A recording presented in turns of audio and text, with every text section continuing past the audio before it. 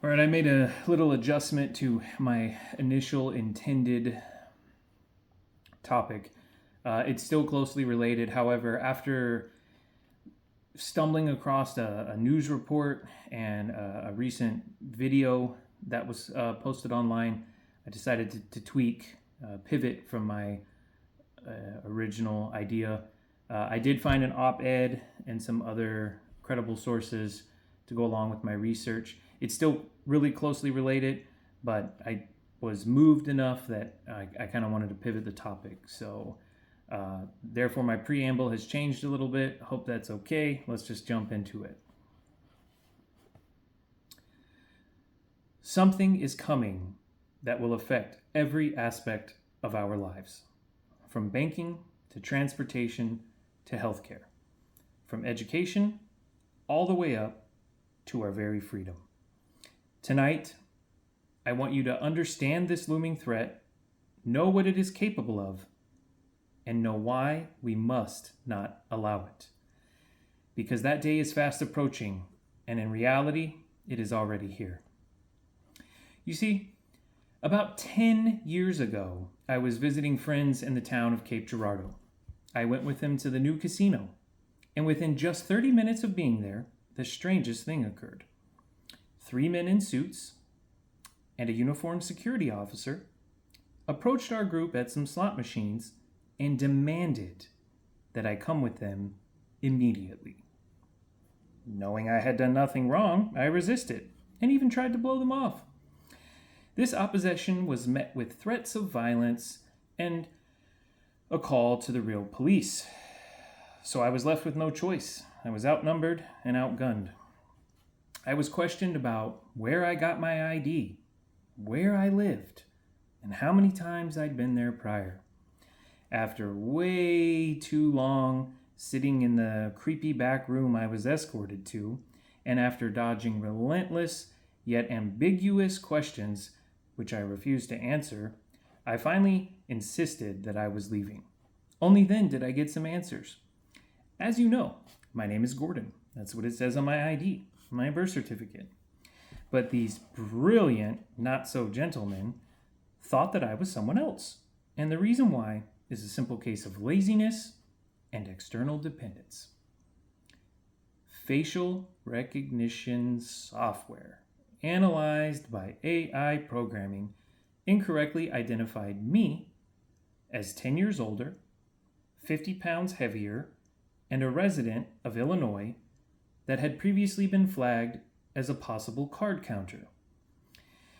Now, while that alone is terrifying, for me, the real alarm comes in the willingness of these grown adults to simply believe a new technology over not just the word of their fellow seemingly well-adjusted man, but their own intelligence.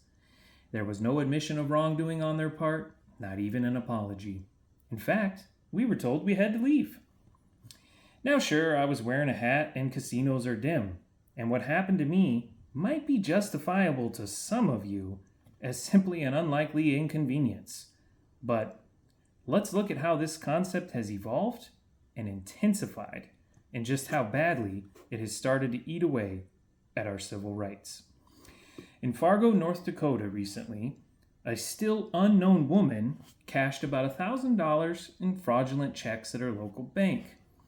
Police uploaded screenshots of the grainy video surveillance to their software, and the match from old Facebook photos came back as a grandmother 1,000 miles away in Tennessee. Angela Lips was arrested at her home by her local police, detained for 2 months, extradited to North Dakota, where she spent another 4 months incarcerated, all while no real police work even took place. Eventually, she was only released due to public outcry.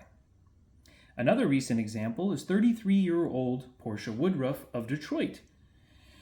She was arrested one morning for carjacking in the next town over, based on poorly matched photos yet again of a similar-looking, skinnier teen suspect.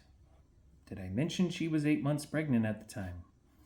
These rare incidents are becoming more and more and more common. In fact, according to a recent report from Georgetown University's Center for Privacy and Technology, only 4 states have any restrictions on law enforcement using predictive policing or AI. And no, Missouri isn't one of them. It is essentially completely unregulated at this time. But what can we, the lowly tax-paying citizens that fund this, do to stop it? The Freedom of Information Act allows us to find out what companies supply the software to these different townships. What we can do with that is avoid supporting their leaders, their partner companies, and their stock portfolios. Clearview AI, which harbors hundreds of billions, with a B, billions of facial photos from the internet, they already have your picture. But why give them more? Consider kicking that social media addiction because, as it turns out, it really is bad for your health. Flock. We've all heard of that recently, I'm sure. The license plate reading and surveillance company, utilized by thousands of municipalities currently, can be defeated with a $10 plate cover from Amazon. And many townships hold public hearings on whether or not their services should be adopted and implemented. Then there's the Brennan Center for Justice, which can always use volunteers for their nationwide audit program. They have already proved that gunshot detection software has a 90% failure rate. Look, I'm going to level with you. The only thing we can do at this point is stop fueling the beast. Spending hours a day online, constantly divulging personal information, and using those cute Snapchat filters has become the equivalent of giving corporations your fingerprints. We aren't talking Skynet or the Matrix just yet.